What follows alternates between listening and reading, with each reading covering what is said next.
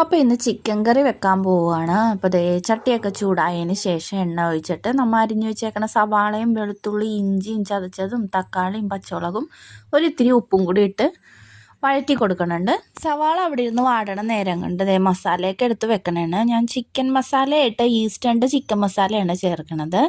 അപ്പോൾ ദേ പൊടികളൊക്കെ എടുത്ത് വെച്ചിട്ടുണ്ട്. ഇതിലോട്ട് പൊടികളായിട്ട് ചേർത്ത് വെച്ചേക്കണത് മഞ്ഞൾപ്പൊടി, ഗരം മസാല, മല്ലിപ്പൊടി, മുളക് പൊടി, കുരുമുളക് പൊടി, പിന്നെ ഈസ്റ്റേൺ ചിക്കൻ മസാല.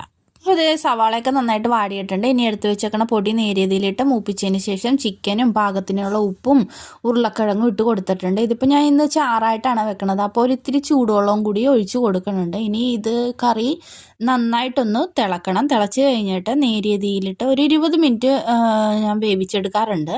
അപ്പോൾ ഇത് ചിക്കനും ഉരുളക്കിഴങ്ങൊക്കെ നല്ല രീതിയിൽ വെന്ത് കിട്ടിയിട്ടുണ്ട്. കുറച്ച് ചിക്കൻ ഞാൻ വറുക്കാൻ കൂടി പുരട്ടി വെച്ചിട്ടുണ്ടായിരുന്നു. അതും കൂടി വറുത്തെടുത്തപ്പോഴേക്കും നമ്മുടെ ഉച്ചയൂണ് ഇവിടെ റെഡിയായി. അപ്പോൾ ഇത്രയേ ഉള്ളൂ.